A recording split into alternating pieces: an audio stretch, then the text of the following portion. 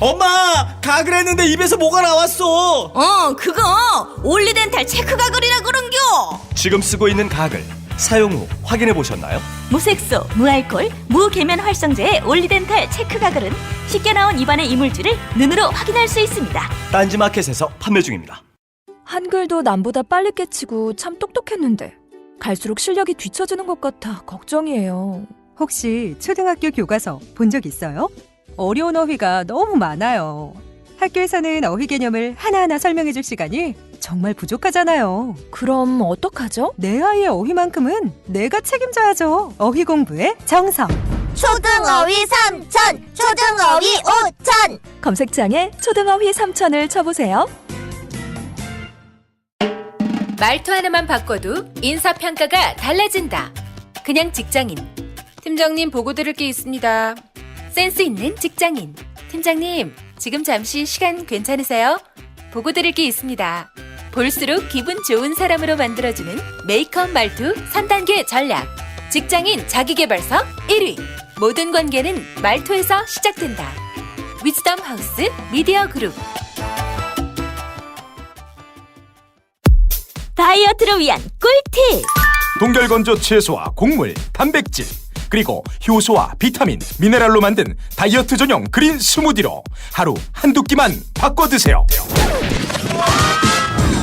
비타샵 그린 스무디 다이어트 1522-6648 1522-6648 혹은 비타샵을 검색해주세요.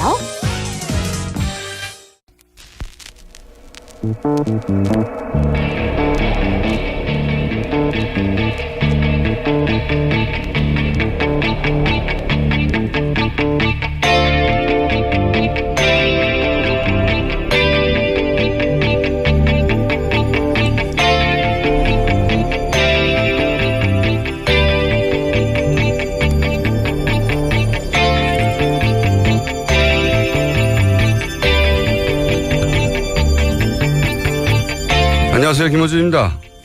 지난 2005년 워싱턴 포스트는 포드 정부 시절 국가안전보장회의 문서를 폭로했는데, 문서에 따르면 부시 정부에서 대이란 강경책을 주도하던 딕 체니 부통령, 럼즈펠트 국방장관이 포드 정부에서는 정반대로 이란 핵산업에 대한 지원과 투자를 주장하고 있습니다.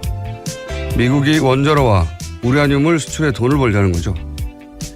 이후 사이가 틀어진 미국은 이란의 핵개발을 놓고 오랜 기간 갈등하다 2015년 오바마 정부에서 핵 합의를 성사시킵니다. 하지만 새로 들어선 트럼프 대통령은 이란 핵 합의가 잘못됐다며 이를 파기하겠다고 말해왔죠. 지난주 트럼프 정부는 이란 핵 합의를 확인하자며 이란 군사기지에 대한 사찰을 요구했고, 이란은 합의를 준수하고 있다며 반박을 했습니다. 실제 UN 국제원자력기구 IAEA는 보고서를 통해서 이란의 저농축 우라늄 양과 농축률, 중수 보유량이 합의 기준을 넘지 않아 이란이 핵 합의를 잘 준수하고 있다고 발표를 했습니다. 하지만 트럼프는 아랑곳하지 않습니다. 어제 북한은 수소폭탄 실험을 했죠. 북한은 국제사회 룰을 따르지 않습니다. 우리에게 정말 위험하고 골치 아픈 존재인데, 그런데 이 북한 문제를 함께 해결할 미국 역시 자국 이익에 따라 합의를 깨운 역사 깁니다. 여전히 우리 보수는 미국만 쳐다보자고 하는데 미국만 쳐다봐서 이 문제 해결이 안 됩니다. 이 문제는 결국 우리 주도로 해결해야 한다. 김원준 생각이었습니다.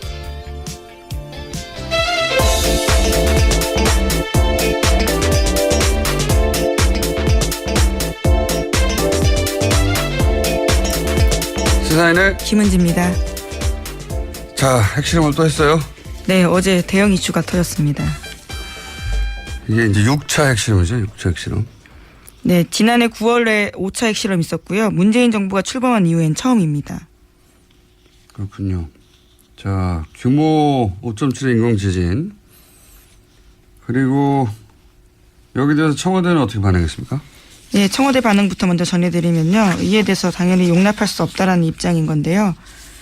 네, 문재인 대통령은 국가안전보장회의 긴급 소집했습니다. 문 대통령은 북한에 참으로 실망스럽고 분노하지 않을 수 없다라고 밝혔는데요. 또 국제사회로부터 고립을 더욱 가중시키는 실로 어처구니 없는 전략적 실수를 자행했다라고 비판했습니다. 정우영 청와대 국가안보실장은 북한을 완전히 고립시키기 위한 유엔 안보리 제재 결의 추진 등 모든 외교적 방법을 강구해 나가겠다라고 밝혔습니다. 트럼프 대통령이 또 무슨 성명을 발표한 게 아니라 트윗을 했어요. 또 여기서. 네. 트윗을 남겼습니다. 어제 저녁이었는데요. 이렇게 남겼습니다. 자신의 트위터를 통해서 북한이 큰 핵실험을 감행했다면서 그들의 말과 행동은 여전히 미국에 매우 적대적이고 위험하다라고 비난했는데요. 또 그러면서도 한국에 대해서도 언급했습니다. 자신이 말한 대로 한국은 대북 유화책이 통하지 않을 것이라는 사실을 깨닫고 있다면서 그들은 하나만 안다 이렇게 언급했습니다. 또 중국에 대해서도 언급을 했는데요. 북한은 심각한 위협이 되어버린 불량 국가라면서 그들을 도우려고는 하지만 거의 성과를 거두지 못하고 있는 중국에도 창피가 되고 있다라고 비난했습니다. 한마디로 뭐 자기는 다 알고 있었다는 얘기죠. 자기는 잘했는데 그런데 이제 실제로는 자신도 대화하겠다고 했다가 화양과 분노 얘기했다가 김정은 존경한다고 했다가 다시 또 대화하자고 했다가 이게 이제 얄팍한 이들의 특징이죠. 자기가 분리할 때 자기도 같은 말 했으면서 상대에게 내가 뭘 했어 이러는 거죠. 예. 네, 그래서 미국 내에서도요. 트럼프 대통령의 이야기가 두서없다라는 비판이 나오고 있습니다. 뉴욕타임즈도 비판을 했다고 보도가 됐던데. 예. 네, 트위터에 대한 내용에 대한 비판인데요. 트럼프 대통령이 문재인 정부에 대해서 부당하게 듣기 싫은 소리를 했다라고 지적했습니다. 그러니까 뉴욕타임스 같은 경우에는요. 트럼프 대통령의 이 같은 인식은 잘못된 것이고 북핵 문제 해결을 위해서 한미 공조에도 장애가 될 수 있다는 전문가들의 우려를 전달했습니다. 이런 얘기는 미국 내에서 정말 많이 나와요. 예. 저희가 조만간 그러니까 지금의 북핵 위기는 물론 북한의 책임을 동시에 언급해야 하지만 트럼프가 자초했다는 얘기도 그런 분석도 많이 나옵니다. 자, 여기에 대해서 또 청와대 뭐라고 했습니까? 이 트윗에 대해서. 예, 트럼프 대통령 트위터에 대해서요. 우리는 동맹국들과 함께 평화를 통한 한반도의 비핵화를 포기하지 않고 추구해 나갈 것이다 라는 입장 밝혔습니다. 또 한미 양국은 긴밀한 공조를 바탕으로 북한에 계속되는 도발에 대응해 국제사회와 함께 최대한 강력한 제재와 압박을 가하는 일치되고 확고한 입장을 견지하고 있다라고도 밝혔습니다. 그렇군요. 자, 핵실험은 작년에 2번 했어요. 예. 박근혜 정부 시절에도 총 4번을 했나요? 작년에 2번을 했고. 올해 이제 문재인 정부 들어서 처음 하는 건데, 북한이 이제 룰을 깬 역사도 길지만, 오프닝에서 얘기했지만, 미국이 자국 이익에 따라 손바닥 뒤집은 역사도 아주 길어요. 이란 얘도 금방 들었지만, 최근 전쟁을, 더 추가 파병하는 아프간 탈레반도 미국에 지원을 했거든요. 그리고 미국에 대량 살상 무기 있다면서 거짓말이었죠. 예, 제거한 후세인도 애초에 미국이 지원을 한 상대고. 아주 긴 역사가 있죠. 북한은 아마 이제 미국을 보면서 카다피를 떠올리겠죠. 카다피가 실제 미국하고 핵실험 금지 조약 맺고 원자로도 미국이 들어와서 폐쇄했거든요. 경제 제재. 그러면서 경제 제재 걷고 나서 테러 지원국 명단의 삭제. 그리고 나서 리비아 그러는 사이에 리비아 반란군을 조직해서 결국 카다피를 제거하죠. 이런 생각을 하겠죠. 북한 입장에서는 또. 예. 미국은 뭐 언제나 자국이 우선으로 약속을 지키기도 하고 지키기도 했으니까. 이런 이야기를 우리 언론이 워낙 잘 안 하니까 미국 중심으로만 얘기해 보니까 잠깐 언급을 했는데 이란 핵 합의도 오바마가 최대 성과로 한 거는 트럼프는 깨겠다고 했거든요. 잘못됐다고. 예. 그래서 원자력 기구에서 사찰해서 보고서 냈는데 잘 지키고 있다고. 지난 중간에 못 맺겠다고 이제 군사시설, 핵시설 말고 군사시설 사찰하겠다고. 그걸 누가 응하겠습니까? 그거 응하지 않으면 세컨더리 제재하겠다고 하고 있어요. 예. 우리 보수 항상 미국한테 이제 문제 해결을 맡겨야 한다고 그래 왔잖아요. 예. 그런데 미국에게 북핵 문제를 다 맡겨버린 게 지난 10년이에요. 그런데 10년 동안 핵실험은 계속됐고 박근혜 정부 시절에는 작년에도 2번 했습니다. 2번. 가장 미국 말을 곧이곧대로 따랐는데 그리고 그 기간 경제 제재를 계속 했는데도 실험을 계속 해왔단 말이죠. 그러니까 지금도 이제 보수 진영에서 미국과 얘기를 잘해라. 사드를 빨리 배치하라고 하는데 사드를 배치한다고 뭐 핵실험 안 합니까? 결국은 미국이 협상 테이블에 나와야 된다. 제 생각이지만 우리 정부 역량은 거기 집중돼야 된다. 예. 이 문제는 저희가 3부에서 정세현 전 장관 연결해서 다시 한번 짚어보기로 하겠습니다. 자, 다음 수는요.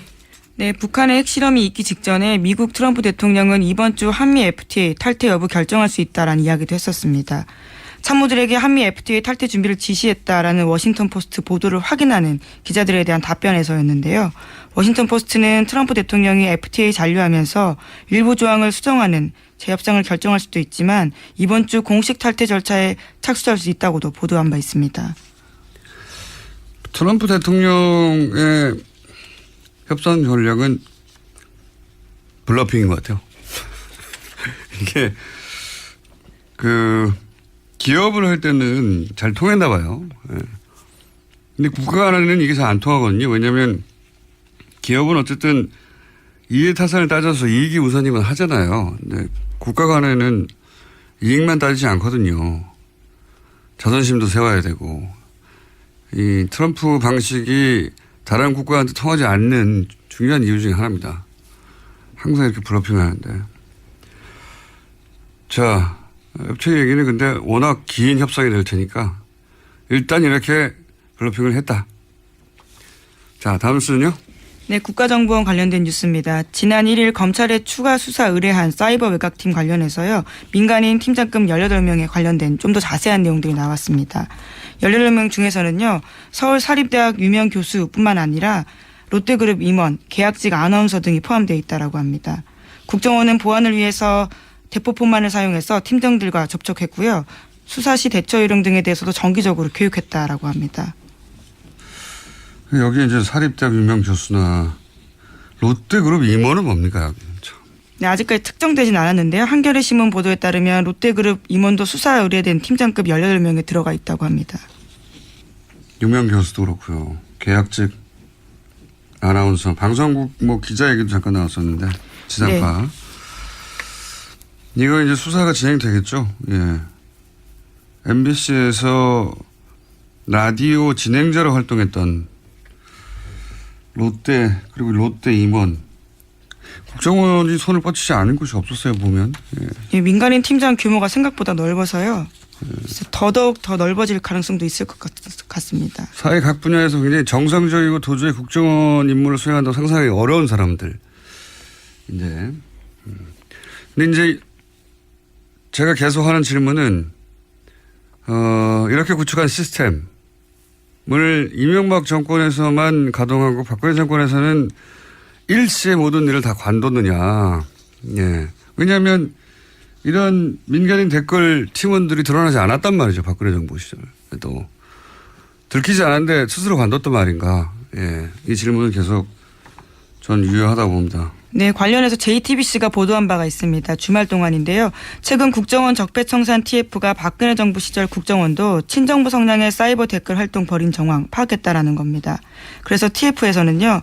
박근혜 정부의 국정원 고위 관계자들에 대해서도 국정원법 위반 혐의 적용 가능할 것으로 보고 있다고 합니다.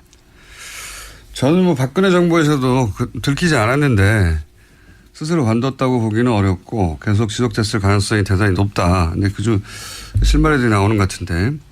두 번째 질문은 저는 지금은 안 하는가 합니다. 지금은. 이제 정부 청와대 권력은 바뀌었지만 그 국정원도 국정원장은 바뀌었지만 그 조직은 그대로란 말이죠. 지금 뭐 개편하고 있지만 저는 지금도 댓글 활동의 흔적이라고 보이는 그 활동을 본 적이 있어요. 규모는 축소됐지만. 이제 이게 그 다음 단계는 지금은 그러면 안 하고 있는가 혹은 최근까지는 안 했는가. 예, 여기까지 수사가 되겠죠. 자, 다음 수는요. 네, 오늘 자정을 시작으로 KBS와 MBC가 총파업에 들어갔습니다. 두 회사 노조 모두 경영진 사퇴와 공영방송 정상화를 요구하고 있습니다. MBC 노조는 오늘 오후 2시에, KBS 노조는 오늘 오후 3시에 파업 출정식 엽니다. 또 고용노동부의 세 차례 소환 요청에 모두 불응해서 체포영장이 발부된 바 있는 김장겸 MBC 사장의 행방은 나흘째 확인되고 있지 않습니다. 저희가 이제 4부에서 KBS 지난번에 사이버 사령부 부단장격이었던 분이 자신이 어떻게 국방장관 합참의장 청와대에 매일 댓글 공장을 보고했나 하는 내용이 폭로됐는데도 KBS는 방송을 안 했죠. 예. 그 인터뷰를 직접 했던 KBS 기자 오늘 저희가 4부에서 만나는데 그때 포함 얘기는 좀 더 하기로 하고 홍준표 대표가 이제 이 그러니까 소환에 응하지 않은 김장겸 MBC 사장 체포영장이 발부된 것 두고 이제 최초의 일이라고 얘기를 했었죠. 네, 없었다라는 주장을 해서요. 네. 반박당한 바가 있습니다. 최초라고 했는데 실제로는 한 해 뭐 1000건 이상씩. 네, 1459건에 있었다고 지난해만 해도요. 그런데 홍 대표가 원내대표 시절에 그때 정현주 KBS 사장. 네, 이명박 정부 시절이었죠. 네, 그때 사장 해임이 결국은 대법원에서 무효 판결이 났어요. 예, 그리고 그때 당시 문제가 됐던 PD수첩 압수수색도 결국은 무죄가 났죠. 그러니까 그렇게 법적인 근거 전혀 없는 케이스였는데 이때 정현주 사장이 소환에 뭐 2번인가 응하지 않자 뭐라고 그랬냐. 지금 내각과 청와대가 지금 다시 세팅이 돼서 국정을 운영하고 있습니다만 지나고 난 뒤에 지금까지 가만히 국정 돌아가는 것을 보니까 왜 정권을 교체했는지 답답하기 이를 데 없습니다. 촛불 정국에서 강요들은 비겁하게 뒤로 숨어버리고 자기들이 앞장서서 앞에 나가서 온몸으로 국민을 설득하고 국정을 이끌어 나가야 됩니다. 그리고 앞장서서 문제를 해결하겠다는 그런 의지도 없어요. 저는 왜 정권이 바뀌었는지 이해가 안 됩니다.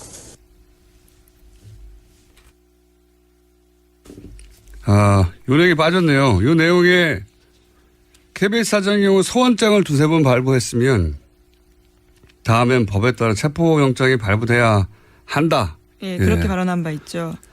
예, 저희 PD가 요 내용을 하라고 했더니 딴 내용을 내보냈습니다. 그때 KBS 사장의 경우에 소환장 냈는데 왜 체포영장 발부하지 않냐고 독촉하는 내용. 네, 검찰이 뭐라는 집단인지 모르겠다라는 발언까지 했었습니다. 네. 제가 이제 체포영장 이번에 발부된 건 최초라고 했는데 본인이 10년 전에는 체포영장을 발부하라고 했던 그런 말을 한 적이 있습니다. 예, 그 내용을 따라고 했더니 저희 PD가 딴 걸 땄어요. 혼내줘야 되겠습니다. 자, 어쨌든 그러면서 이제 국회 보이콧을 선언했습니다. 예. 지난 2일 오후에 긴급 의총 열었습니다. 그리고 MBC가 정상화될 때까지 정기국회 일정 보이콧 선언하겠다고 했습니다. MBC 정상화에 대한 개념이 서로 좀 다른 거죠. 자, 이게 보수에서는 자신들의 10년간 해온 일을 되돌아봐야 돼요. 애초에 자기들이 뿌린 씨앗이거든요. 그때 방송국의 구성원들이 다 반대하는데 밀어붙여서 사장과 임원들 갈아치운 거잖아요. 그리고 이번에는 방송국 구성원들이 그렇게 이제 꽂아둔 사장 임원들을 더 이상 인정할 수 없다고 90%가 넘는 구성원들이 찬성해서 파업을 하는 겁니다. 경우가 완전히 정반대인 거죠. 예. 구성원들이 반대하던 그런 방송 장악을 했던 당사자들이 그렇게 꽂아둔 대표를 이제 바꾸고 정상으로 돌아가겠다는 방송국의 사람들도로 거꾸로 방송 장악하는 거라고 하는 이건 적방한 하장도 정도껏 해야죠. 자, 그런 일이 지금 있습니다. 현재. 예, 정기국회 보이콧에 대해서는요. 민주당뿐만 아니라 국민의당 바른정당까지도 비판하고 있습니다. 알겠습니다. 자, 그리고 벌써 시간이 다 됐네요. 제목 정도 체크하고 넘어갈 수 있을 것 같습니다. 네, 청와대 이 부속실에서 전자문서 나왔다라는 사실을 말씀드린 바가 있는데요. 이에 대해서 검찰이 조사 착수했다라고 합니다. 전자문서. 9천 건 넘게 9천 건 넘게 나왔던 예. 종이가 아니라 전자문서 공립 폴더에 있던 그게 이제 검찰이 조사에 착수했다. 이 중에 이제 국정농단 재판에 활용될 것도 있겠네요. 예. 네, 블랙리스트 관련된 것들이 있다라고 청와대가 이미 밝힌 바가 있어서요. 알겠습니다. 잠깐 시간 조금 남았는데 지난주 뉴스 중에 저희가 짚지 못한 거 하나 얘기하고 가자면 지난주 월요일에 중국 인도 병력을 철수했어요. 네. 왜 인도하고 중국이 국제뉴스로도 몇 번 다뤘는데 네, 분쟁 관련해서 말씀드린 적이 분쟁 대처하고 있죠. 있다. 뭐 전쟁 난다. 우리나라 언론에서 계속 보도했는데 그게 결국 긴장 해소되니까 제대로 이제 크게 보도가 안 돼서 브리핑에서 다루지 못했는데 전쟁이라고 계속 보도했잖아요. 예. 저는 이거 전쟁 안 난다고 얘기했고 핵 보유 이후 양쪽 다 예. 군사대국 세계 3, 4위가 전쟁하면 지구 멸망합니다. 전쟁 안 난다고 했었는데 이게 왜 이런 일이 벌어졌고 예. 왜 풀었느냐 그 얘기가 없어서 잠깐 하고 넘어가면 중국은 이 지역에서 분쟁을 일부러 일으킨다고 하는 분석이 있어요. 무슨 얘기냐면 중국이 자신이 원할 때마다 이 지역에서 일부러 분쟁, 긴장을 유발시켜가지고 티벳에 대한 자신들의 지배권을 인도에게 확인시키는 거다. 이게 중국 이전에 인도가 티벳에 대해서는 영향력을 가지고 있었거든요. 오랜 세월. 그게 1940 몇 년입니까? 9년인가에 넘어갔는데 중국에. 올해 봄에 그 인도와 한 관료가 고위 관료가 티벳은 중국 일부가 아니라고 발언한 적이 있어요. 예. 그거 벼르고 있다가 인도 수상이 트럼프 정상회담 하기 직전에 이 북경 문쟁을 또 일으킨 거죠. 그랬죠. 예.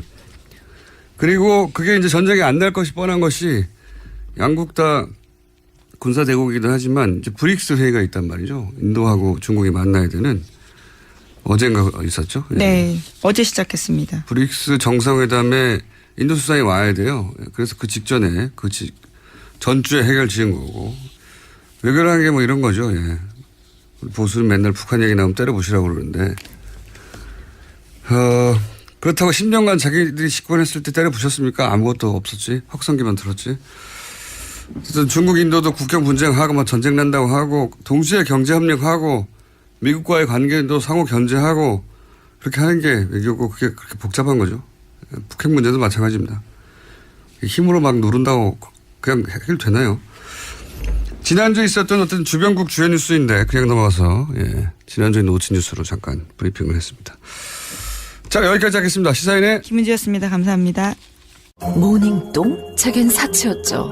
내가 토끼인지 토끼똥이 나인지 내가 변을 본 것인지 변을 당한 것인지 나는 바나나이고 싶다. 간혹 구렁이이고도 싶다. 미궁 대장사랑! 빅똥의 추억 미궁 대장사랑이 찾아드립니다. 혈중 콜레스테롤 개선과 배변 활동에 도움을 주는 건강기능식품입니다. 검색창에 미궁 대장사랑. 미궁 장사랑 이름 바꿨어요. 프로바이오틱스 12종 추가. 미궁 대장사랑. 골반 잡자 바로 잡자 바디로직. 허리 통증 바로 잡자 바디로직. 몸매 교정 바로 잡자 바디로직. 자세가 좋아지는 골반 교정 타이즈 바디로직. 검색창에 골반 교정 바디로직. 삐딱한 남성 골반 허리에도 역시 바디로직입니다. 바디로직의 효과를 못 느끼셨다면 100% 환불해드립니다. 자세한 환불 조건은 홈페이지를 참조하세요. 또 떨어졌어. 너 또 입사 시험 봤어? 아니, 차량용 핸드폰 거치대 말이야. 여러 개 사봤는데 실패의 연속이야. 떨어지고 시야 가리고 운전석에서도 뭐 알고 뭐 좋은 거 없을까? 싼 것만 찾으니까 그렇지. 제대로 된 거 하나 사서 편리하게 쓰는 게 더 낫지. 그런 게 있어? 그럼 있지. 1, 2, 3 할 때 2. 힘 세다 할 때 힘. 2 힘. 투 힘? 2배로 힘이 세다는 건가? 네이버 검색창에 2 힘을 검색해 보세요.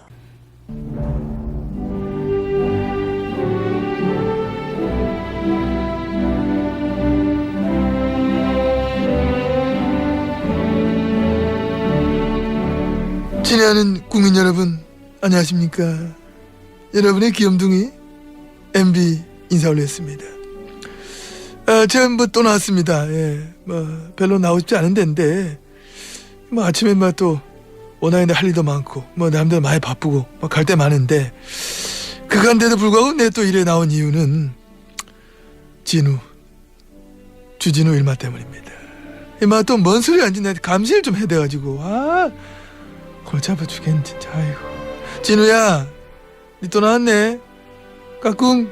그래 아유 그런데 저 진우야 내 사실 옛날부터 니한테 꼭 한 가지 해주고 싶은 말이 있어. 여태까지 내가 그 아까 뭐 많이 고민했는데 오늘은 진짜 한 번 더 해야 되겠다 싶다.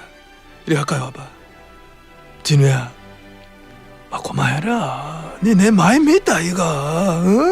그거하고도 아무 소용없어. 결정적으로 니가 아무리 이렇게 해봐야 내 끄떡도 안 해.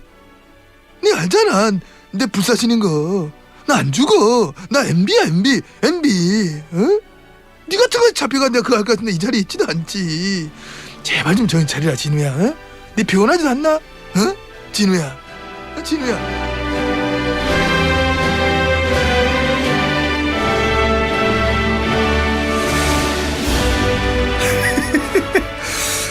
네. 주진우 기자 나왔습니다. 안녕하십니까? 안녕하십니까? 네, 저희가 지난 2주간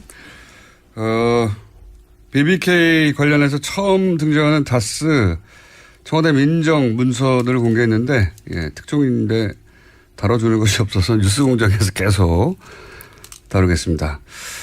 다뤄주지 않는 거는 주진우 기자 책도 마찬가지 이명박 추적기라고 지금 베스트셀러 1위죠. 예. 네.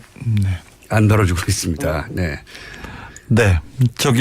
7일 날 이명박의 비자금을 추적하는 다큐멘터리 영화 저수지 게임이 개봉되는데 이 또한 안 다뤄줄 것이라고 생각됩니다. 확실합니다. 네, 그 영화 얘기는 제가 직접 할 수가 없기 때문에. 왜요? 제가 제작자라서 이해충돌 때문에 말을 할 수가 없습니다. 아니 저는 이해가 없어요. 저는 김어준하고 이해관계가 전혀 없습니다. 자, 어쨌든 그 얘기 넘어가고 이번에 여기서 3차입니다. 3차. 이명박 전 대통령 취재 특집 3차인데 못 들으신 분들 위해서 지난 2주간 간단 요약을 하면 첫 번째 회사 다스가 있습니다. 이명박 전 대통령의 형 그리고 처남 공동명의로 된 자동차 시트를 생산하는 회사예요. 근데 왜 중요하냐면 이명박 후보 시절부터 실소유주 논란이 있었기 때문이고. 네, 다스입니다. 다스. 예. 이 회사가 190억을 BBK 투자했기 때문에 중요합니다. 예. 그러니까 이 다스가 결국 BBK 주인이 되는 격인데. 그렇습니다. BBK는 마지막에 옵셔널 벤처스라는 회사가 됩니다. 이 옵셔널 벤처스에서 뭐 BBK죠. 결국은 주가 조작을 해서 1,000억 가까운 손해를 투자한사 입히고 대표 김경준 씨가 380억대를 횡령하고 미국으로 갔다. 이 사건을 BBK 사건이라고 합니다.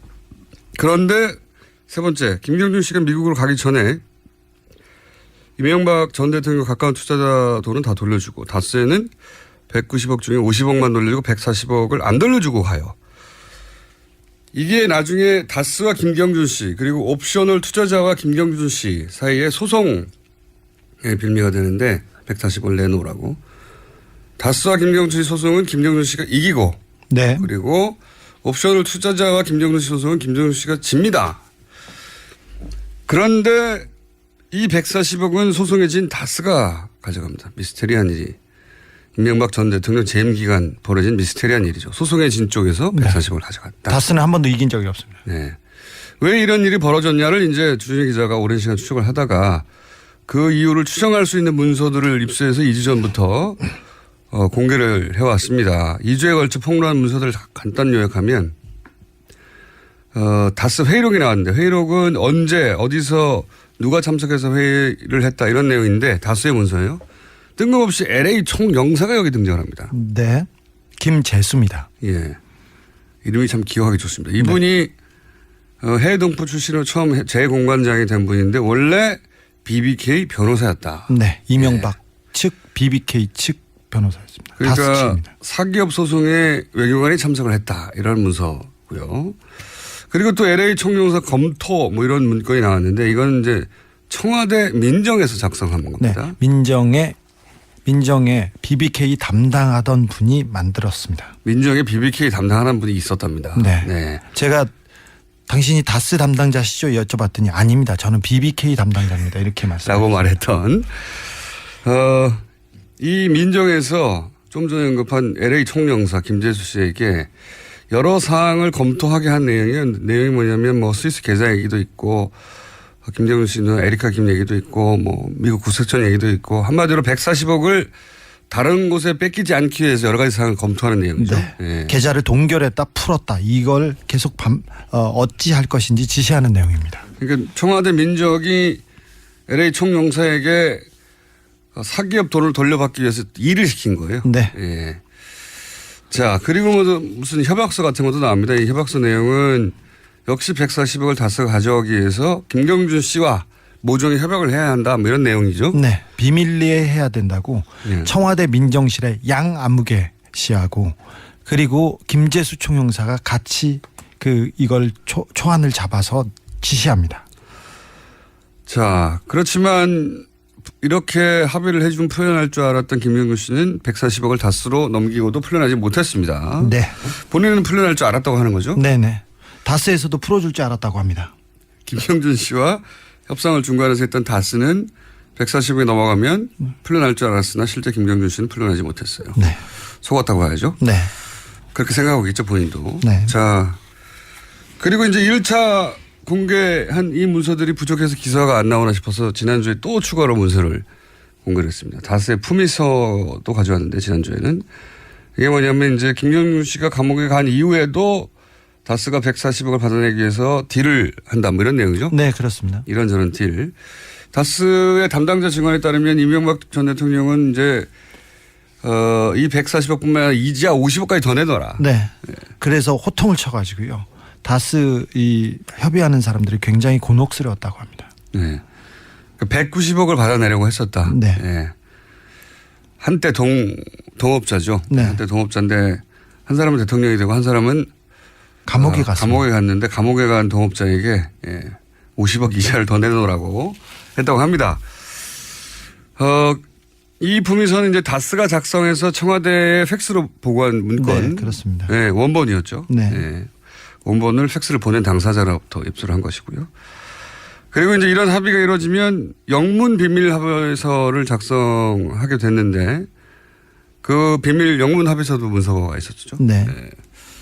문서가 많아서 요약하는데 기네요. 네. 그리고 또 스위스 김경준 계좌를 청와대 민정실에서 정리해서 다스로 거꾸로 보내준 것도 있죠. 네, 지시사항이었죠. 네. 이 다스가 어찌 해야 되는 건지 상부에 보고를 하고 청와대에서 지시한 내용이었습니다. 네. 품위서는 다스가 청와대에서 보낸 거고 네. 지금 말하는 문서는 청와대가 다스에 내려준 문건입니다. 그러니까 일반인들은 알 수 없던 스위스 계좌 동결 해제 같은 내용 보면서 김경준 씨하고 합의할 때 이런 내용을 참고해라 이런 내용입니다. 네, 지시사항입니다. 자, 세 번째, 네 번째 문서 역시 다스가 청와대 140억 관련해 가지고 보고한 내용들이었고요. 자, 이게 2주간의 내용입니다. 한마디로 사기업 돈 140억을 돌려받으려고 청와대 민정과 외교부 라인이 계속 움직였다. 네, 그렇습니다. 검찰도 도왔고요. 네, 그러기 위해서 사건을 담당하던 변호사를 총영사로 임명하고 청와대 민정에도 담당자를 뒀다. 예, 그렇습니다. BBK 담당자를. 그 돈을 그래서 끝내 돌려받았다. 여기서 생기는 의문이 이겁니다. 이명박 전 대통령이 자기 재산도 아니라고 했는데 네. 이렇게까지 할 이유가 뭐냐. 이게 사실은 이명박 전 대통령 재산 아니냐. 이렇게 추정할 정황이 처음으로 문서로 등장을 한 겁니다. 예, 그렇죠? 네, 그렇습니다. 이게 지난주까지의 이야기고. 근데 지난주 말이지만 제가 뭐라고 그랬냐면 이제 이번 주 내용입니다.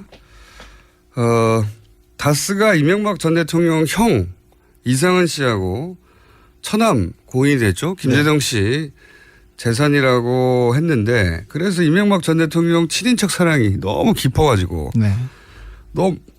물론 친인척 사랑이 깊다고 해서 이렇게 청와대 민정과 외교관을 움직이면 안 됩니다. 네. 하지만 어쨌든 본인 재산이 아니라 친인척 재산이어서 도와주려고 그랬던 거 아니냐. 그럴 수도 있지 않겠느냐. 그럴 수도 있지 않겠느냐라고 했고 그래서 이번 주에 요구하기를 다스의 소유 문제하고 관련된 문서. 네. 이걸 한번 이번에는 공개하겠다. 예. 오늘도 핑크빛 보따리를 잔뜩 들고 왔는데. 문서는 많습니다. 예. 문서는 많다고 이명박 들었어요. 대통령이 친인척 사랑이 커서 직접 화를 내고 직접 보고를 받았다 이렇게 얘기할 수도 있지 않습니까? 그렇죠. 친인척 사랑이 너무 깊고 네. 하회와 같고 네. 그래서 악망하고요. 뭐 본인의 권력을 조금 일부 떼서 그럴 수도 있지 않느냐 생각할 수 있기 때문에 제가 지난주에 요청했던 건 다스의 소유와 관련 소유주와 관련해서 입사 문서가 없냐 제가 물어봤어요. 네. 자, 물론 있습니다. 제가 이제 문서를 몇 개 봤는데 다스 지분 상속에 대한 검토 이 문건은 뭡니까 이게? 이 문건은 2010년이었습니다. 2010년 2월에 갑자기 김재정 씨 그러니까 이명박 대통령의 처남인데요. 네. 그때 다스 회장이었습니다. 네. 갑자기 죽었습니다. 돌아가셨죠. 예. 네, 돌아가시자마자 다스 지분을 상속을 어떻게 해야 되는지 상속세 추정에 그다음에 재산 상속 리스트 다스 주식을 어떻게 소각할 것인지 이 내용을 그 정리해서 급히 청와대로 보냅니다. 청와대에서 난리가 났습니다. 김재정 씨가 돌아가시자. 그래서 다스 재산을 어떻게 정리할 건지 보고해 그 정리해서 청와대로 보고한 문건입니다. 이 문건은 청와대로 즉시 팩스로 만들어져 가지고 보내졌습니다. 그 내용이 뭐냐면 저도 보고 있는데 지금 다스 지분 상속에 대한 검토 이래가지고 다스의 단기 순이익이 얼마고 순자산 가치가 얼마고 주당 가치가 얼마고 뭐 이런 걸 따지는 거예요. 그러니까 내용이 김재정 씨가 사망을 하자 관련 지분 세금 문제 때문에 이명박 전 대통령 쪽에서 난리가 났다. 네. 그런 얘기가 있어요? 아니 청와대에서 난리가 나서요. 네. 긴급 회의가 있었고 그래서 지시를 냈습니다. 어떻게 할 것인지 그래서 급히 회의를 해서 만들어서 청와대로 올린 문건입니다. 아 그렇군요. 다스에서 청와대로 보낸 문건인데 네. 이 내용은 회사 그러니까 김재정 씨 소유의 재산이 어떻게 되는지 네. 그리고 거기에 따라서 얼마를 세금으로 내야 되고 네. 어찌 해야 될지 이 부분도 그렇습니다. 유언이 어떻게 됐는지 그리고 상속 절차를 어떻게 해야 되는지 이런 내용이 있습니다. 그런데 특이한 것은 이 서류에 김재정 씨 부인이나 김재정 씨 아들 이름은 한 번도 등장하지 않습니다. 그러니까요. 상속을 따질 거면 일단 가족이 어떻게 상속할 것인지를 따져야 될 텐데 네. 그런 내용이 없어요. 이름이 없습니다. 전혀. 그런 내용이 전혀 없고 유언이 있을 때 유언이 없을 때 그리고 상속 절차 상속 세율 비상장 주식의 평가 그다음에 상속 재산을 기부할 경우 공익재단으로 만들 경우 이렇게 재산을 어떻게 처리할 것인지에 대해서 끊임없이 논의하는 자신은 재산이 아닌데 네. 재산이 아닌데 청와대에서 보고를 받습니다. 부인이나 자식이 의논해야 될 내용을 부인하고 자식이 얼마 갈지는 전혀 없고 네. 청와대에서 다스로부터 이게 회사의 지분 상속이 어떻게 되는지 자신 재산이 아닌데 관심을 가지는 것도 이상하죠. 이상하죠. 네. 네. 이상한데 그거를 관심을 가진 정도가 아니라 보고를 받는 건 더 이상하죠. 네. 그리고 그 문서에 유족들이 어떻게 받아야 되는지에 대한 내용이 전혀 없다는 거예요. 네. 그리고 재단 얘기가 나오는데 재단은 그 청계재단 그러니까 이명박 대통령의 재단 얘기가 나오고. 그러니까요. 네. 이게 이제 절반이 김재정 씨 거거든요. 김재정 씨 소유가 49%에 이릅니다. 네. 다스에. 최대 주주였습니다. 최대 주주죠. 형이 나머지. 네. 이상은 형이요. 거의 나머지고 두 사람이 거의 지배하고 있었는데 네. 근데 이제 김재정 씨가 최대 주주인데 최대 주주의 재산 상속에 관한 내용을 청와대에서 다스로부터 보고를 받았다. 네. 다스가 김재정 씨 유가족이 보고한 게 아니에요. 청와대에 보고한 것이죠. 네. 김재정 씨는 자신의 세금을 못 내서 그 세금을 내기 위해서 은행에 융자를 받기도 했습니다. 그러니까 돈이 없는 사람이었죠. 이명박 대통령 돈이 많아도 대출을 받는 사람이 있으니까요. 어쨌든 세금을 못 내서 대출을 받은 전력이 있습니다. 네. 예. 자, 이 상속 관련해서 보고한 거 말고 또 거꾸로 청와대에서 이거는 이제 다스가 청와대에 재산 상속 관련해서 이러이러하다고 보고를 한 것이고 청와대에서 다 들어가는 건 없습니다. 청와대에서 내려준 문건이 여기 존재합니다. 고 김재정 회장 상속세 관련해서 김재정 회장에서 상속세 관련 이 서류 형식을 보면 이게 공무원이 만든 서류 지난번 문서가 비슷하네요. 네, 비슷하죠. 그리고 김재정 회장 이 다스에서 만들지 않았다는 게 제목에서 보입니다. 근데 그 내용을 보면 어떻게 하면 이 상속세를 줄일 것이며 어디 재단으로 어떻게 해라 이런 명확한 지시사항이 담겨 있습니다. 근데 결국 다스가 그 세금 처리를 이 지시사항대로 했습니다. 그렇군요. 여기 두툼한 문서인데 고 김재정 회장 상속세 관련해 가지고 청와대에서 만들어서 내렸다는 문건 내용을 보면 상속세 어떻게 내야 되는지 이 상황별로 시나리오를 또 정리를 했어요. 네, 뒤에 시나리오가 있습니다. 1번안, 2번안, 3번안 이렇게 했는데 그래서 어찌 할 것인지 했는데 국세청, 캠코 그리고 여러 주변 공무원들이 있지 않습니까? 관 기관들이 도와줬어요. 그래서 김재정 씨 측 그러니까 다스 측에서는 상속세를 결국은 상속세를 결국은 주식을 통해서 주식으로 냅니다. 근데 보통 돈으로 내고 그다음에 부동산을 받는데 주식으로 받는 세금을 받는 경우는 굉장히 드문 경우예요. 왜냐하면 그 회사가 망하는 회사면 안 받을 것이고 잘 나가는 회사면 그게 더 같이 커질 수 있는데 그걸 왜 냅니까? 그래서 안 이루어지는 건데 그죠? 네. 근데 이번 김재정 씨 상속세 관련해서는 주식으로 냈어요. 네. 이게 왜 주식으로 나간 겁니까? 이 부분에 대해서는 그 돈이나 부동산으로 내면 그 재산 출처가 이렇게 파악되기 때문에 결국 회의 끝에 주식으로 그냥 대납하는 걸로 결론을 내렸다고 합니다. 그러니까 김재정 씨 재산이 차명이라는 의혹이 다시 제기될까 봐? 네. 이거는 청와대에서 그 결론을 내려서 다스에 지시한 내용입니다. 그러니까 이제 상속세를 내긴 내야 되는데 김재정 씨가 소유하고 있던 부동산이나 혹은 현금 납부가 되면 출처를 따지게 되고 그러면 출처가 파악이 되게 되고 그 과정에서 파악될 수도 있고 그래서 김재정 씨 재산이 차명일 수 있지 않느냐는 의혹이 제기될까 봐 아예 주식으로 납부한다. 예, 그렇습니다. 네. 그 결론에 도달하기까지 여러 가지 시나리오가 검토된 문서가 이거다. 네. 이 다른 문건이 내려진 문건이 있는데요. 각 대안별 상황표가 있습니다. 네. 군사 작전하듯이 했어요, 보니까. 네, 국방부에서 만든 것처럼 보이는데요. 이럴 경우 여기 연장이 안 될 경우 세금을 어떻게 하고 그 국세청에서 안 받을 경우 어떻게 하고 이런 내용이 담겨 있습니다. 대안이 8개나 했어요. 대안 1, 대안 2, 대안 3 해가지고 그래프로 쫙 그려서 상황표를 만들었습니다. 이거 실력 있는 사람이 많네. 네, 그거는 관계를 정확하게 파악하고 있지 않으면 전혀 알 수 없는 내용들입니다. 보통은 대안 1, 2 정도는 나올 수 있는데 대안 8까지 나와 있어요. 대안 8까지 나와 있는데 대안 8까지 간 이유 중에 하나는 보니까 결국 세금을 얼마나 덜 낼 거냐 이런 얘기네요. 네. 대안 상황을 시나리오별로 정리하고 그다음에 대안을 요약한 그런 서류도 있습니다. 여기는 대안 2개는 배제되고 6개만 살아남아가지고 대안 6개를 각각 진행할 경우에 장점과 단점 그리고 자세하네요. 네. 연평균 납부액이 얼마고 하여튼 돈에 관해서 굉장히 꼼꼼하게 서류가 작성되어 있고요. 눈길을 끄는 게 이게 있어요. 문서 중에 상속 재산 파악 및 세액 계산의 한계라고 하는 별도로 강조된 박스 문구가 있는데 뭐냐면 상속 재산은 상속인만 안다. 네. 그러면서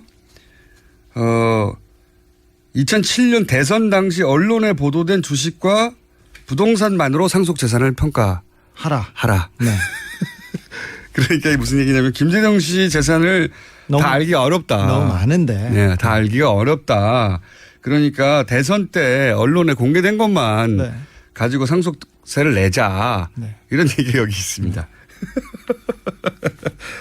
재밌는 내용이네요. 네. 가족이 쓴 거나 그리고 그 회사에서 만든 걸로는 전혀 보이지 않는 내용들입니다. 자, 그리고 나서 또 문서가 있습니까? 또 있습니다. 상속에 관한 사항이라고 해서 김재정 씨 명의로 된 부동산 현황이라는 표입니다. 김재정 씨 명의로 된 그 부동산 현황을 청와대에서 파악한 부분인데요. 상당 부분이 이명박 대통령의 차명재산으로 보입니다. 아, 궁금합니다. 네. 땅이 많았네요. 네. 김재정 이렇게 상속에 관한 사항 해가지고 대지 전답 건물 등등 공제시가하고 뭐 면적 금액 쭉 해서 정리한 내용이고 김재정 전 회장의 명의로 된 재산들 부동산과 동사를 정리하는 거네요. 골프장 연구부채도 엄청나게 많습니다. 그 리스트고요. 또 몇 개 보여드릴까요? 너무 많이 보여주면 지금 어렵지 저만 않을까요? 볼게요. 저만.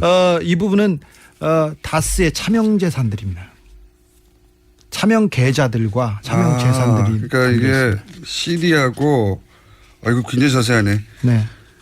여러 은행에 들어있는 여러 사람의 이름과 여러 사람 이름 옆에 금액이 적혀 있어요. 네. 그리고 그게 결국은 다스로 다시 다 모이게 되네요. 네, 그렇습니다. 예. 차명 재산들이었습니다. 차명 계좌들이고. 차명 계좌를 의심된다고 하죠. 예. 네. 여러 은행의 예금주와 그 예금주 아래 이름 뭡니까 금액과 그 금액을 옮기는 과정이네요. 네. 김재정 씨가 사망 후에 네.